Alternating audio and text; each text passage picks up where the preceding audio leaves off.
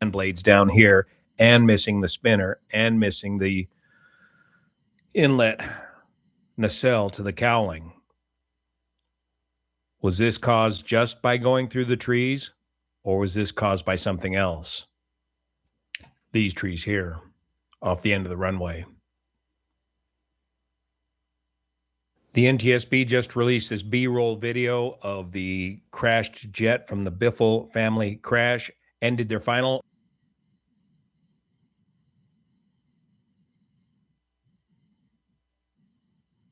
press briefing to the public on site here at Statesville, North Carolina regarding the Biffle family crash, citation crash. The next thing we will probably hear from the NTSB is a preliminary report due out in 30 days. The NTSB is continuing to work on site, poring over the perishable evidence before they take what parts they need back to the lab for further investigations. They did confirm a couple of things, that the aircraft did depart on runway 10 and crash landed on return to runway 28. By the way, if you're watching this video, you'll need to watch the previous two videos to get the complete picture on this story up to date at this time. The NTSB also confirmed that this flight was a Part 91 general aviation flight, and at this time, they do not know the reason for the emergency return back to the airport. And in fact, there was no Mayday called, but they did confirm the text, the issue of the text that was out there in the legacy media. They did confirm that a text was sent by a family member, and they, out of respect for the family, they did not disclose which family member, but they confirmed that the text said only emergency landing. That was it. The NTSB is still working on determining who was sitting in which seat. They are fairly certain who was sitting in the left seat, but they did not disclose that at this time. And they should have a record of all the pilots, their ratings, and where they were sitting on board the aircraft included in their preliminary report due out in 30 days. The NTSB reiterated that they did recover the cockpit voice recorder. Remember, that's not required for Part 91 flight, but because this aircraft was previously used for Part 135 flying, it did have a cockpit voice recorder, but we have yet to see if they've got good data on that recorder. But this aircraft does not have a data recorder on it. However, they did recover the GPWIS, the ground proximity warning system, a Garmin G750 display, some of the instruments, and the caution and warning panel. And that's all going back to the lab for further analysis. They also verified that they have all the maintenance logbooks for the aircraft. And of course, they'll be evaluating the weight and balance and loading of the aircraft. The NTSB also has been collecting several witness statements, and here's what they had to say about those witness statements, and I want to clarify something about this. The Chevy Silverado and best-in-class standard cargo bed. I can also confirm this morning that we have.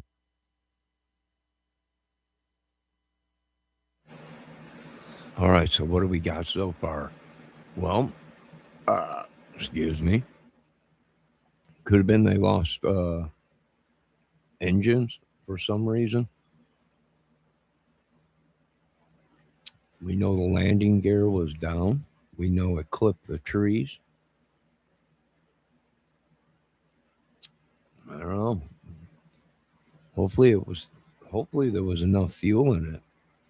That might explain why it kept going up and down in altitude or whatever, losing power, and then when the plane shifts to one side or starts nose diving, the motors might come on, or when you tip the nose of the plane up, the fuel, if it was empty, I don't know. Hopefully they're smart enough to check everything before they take off. But, they say that's what killed Leonard Skinner was. They thought they had enough fuel, and really they didn't. So hopefully it ain't something stupid like that. All right, let's continue to listen to this.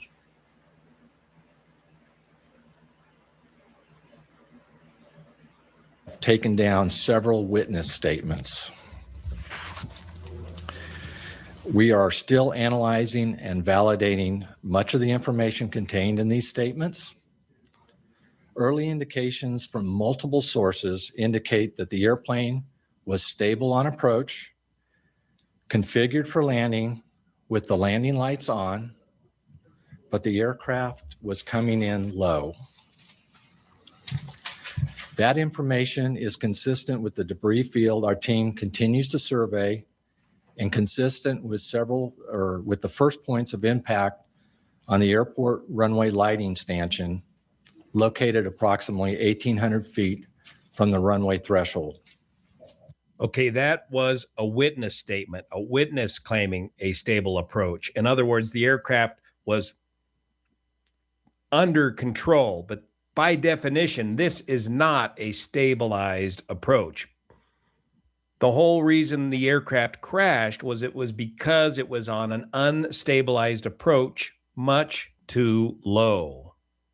So we don't want to conflate a witness statement saying that he saw the aircraft in a stabilized condition with what is the definition of a stabilized approach. Because by definition, one of the parameters is you got to be on a proper glide slope. And these trees that the aircraft struck are well below the runway. This terrain drops off from the runway elevation. So these trees are not a factor, as some of the media was questioning if these trees were a problem. No, they are far enough away and low enough to not be in the path of the airport for arrivals and landings. The aircraft was simply much too low. Now, regarding configuration for landing, this is going to be a big one.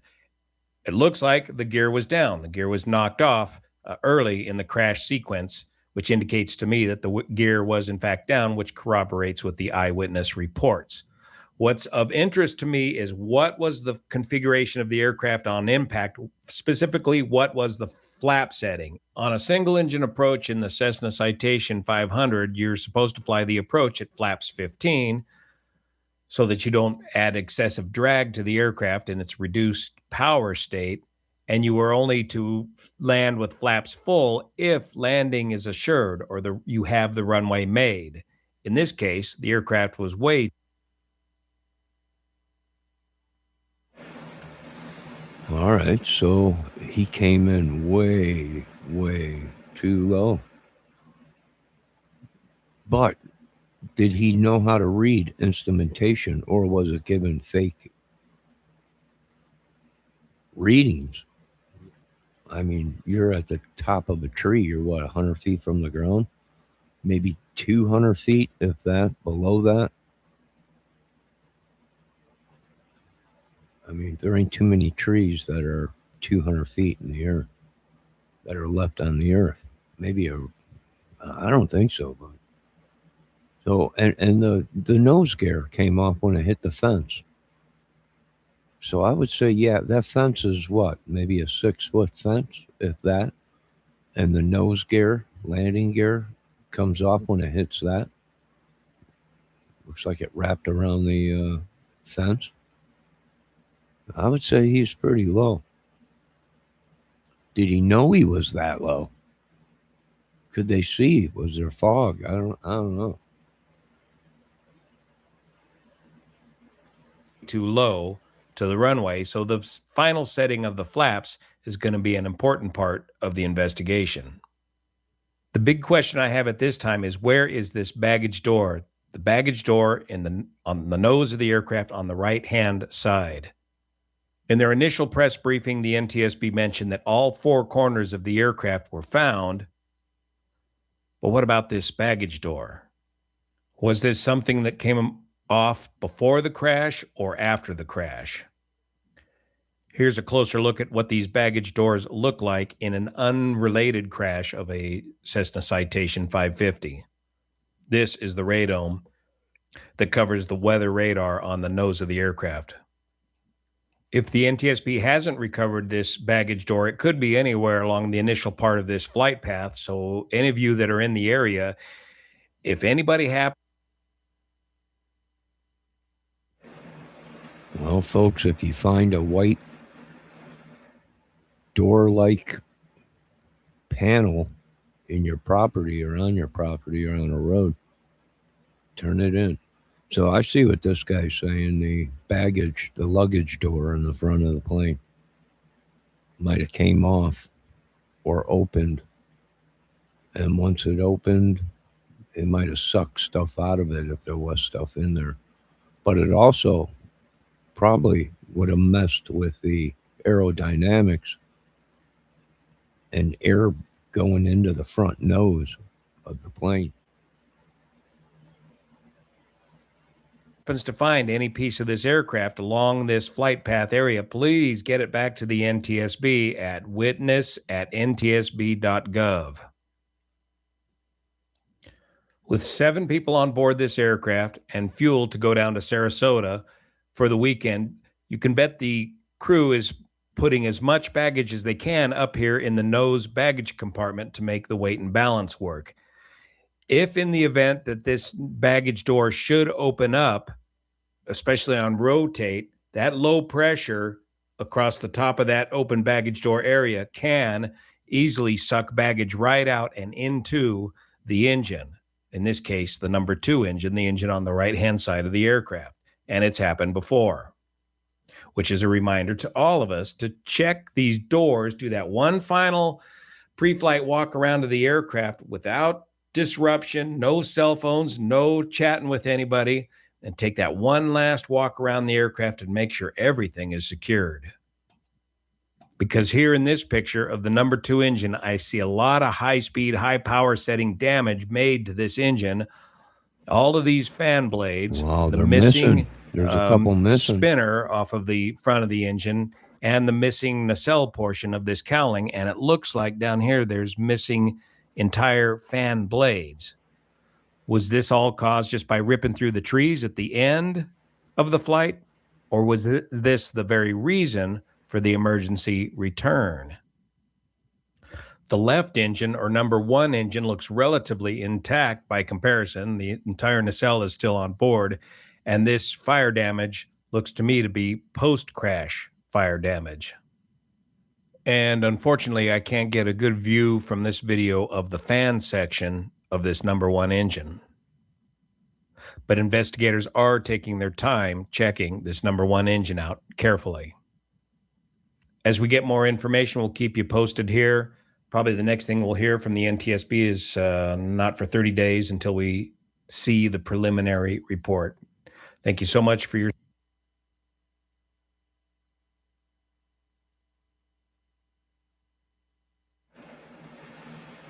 Yep. Well, that's the number 2 motor on the right side of the plane. It does look damaged. That could be from trees, but I don't know. Usually the trees are cut in half by the wings or the landing gear.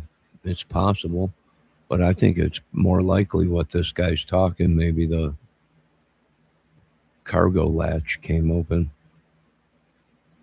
and luggage got sucked out right into the motor. Yeah. Probably. Very good chance of that. Took out the motor. That would explain the problems they were having, the loss of power, yada yada. But they were having power problems and stuff before they hit the trees. So could it be a bird strike? Could it be just something exploded inside that motor? Could be. We'll have to wait and see. I think 30 days before they have data back from the stuff that they sent to the labs or investigators.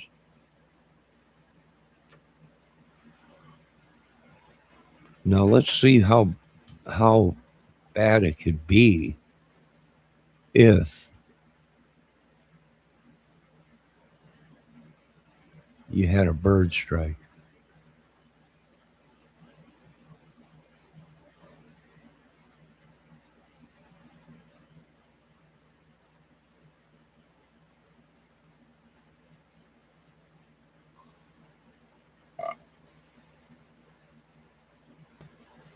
During takeoff or landing, planes are at a low altitude, and because of their high speed, birds that get in the way often can't escape in time and collide with the aircraft. If small birds get sucked into an engine, it's usually not a major threat.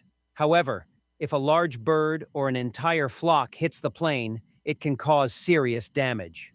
A bird strike can impact the plane's nose, wings, windshield, or engines. Most airports around the world have dedicated bird control teams.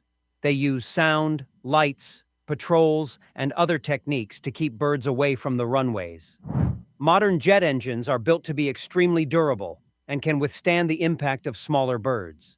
If necessary, a pilot can also perform an immediate emergency landing. After the plane landed and came to a stop, the pilot saw that the front section was dented and covered in marks. It was a bird strike. During takeoff or landing, planes are at a low altitude, and because of their high speed, birds that get in the way often can't escape in time and collide with the aircraft. If small birds get sucked into an engine, it's usually not a major threat. However, if a large bird or an entire flock hits the plane, it can cause serious damage. A bird strike can impact the plane's nose, wings, windshield, or engines. Most airports around the world have dedicated bird control teams. They use sound, lights, patrols, and other techniques to keep birds away from the runways. Modern jet engines are built to be extremely durable and can withstand the impact of smaller birds. If necessary, a pilot can also perform an immediate emergency landing. After the plane landed and came to a stop, the pilot saw that the front section was dented and covered in marks. It was a bird strike. During takeoff or landing, planes are at a low altitude, and because of their high speed, birds that get in the way often can't escape in time and collide with the aircraft. If small birds get sucked into an engine, it's usually not a major threat. However, if a large bird or an entire flock hits the plane, it can cause serious damage. A bird strike can impact the plane's nose, wings, windshield, or engines. Most airports around the world have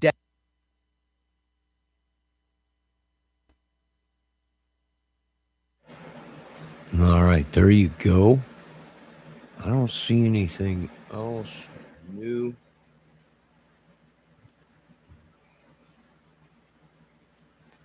Now, that is true. You know, these big giant jet plane motors, 747 Airbuses and stuff. Yeah, them motors can handle bird strikes, but I don't know about these little Cessna motors. A couple birds might be able to take out the small jet engine, so we'll have to see what comes back when they get all, and they do have voice recording too on there, so I'm sure that'll be out here soon. You folks have a good night. We'll be back with more intel and content.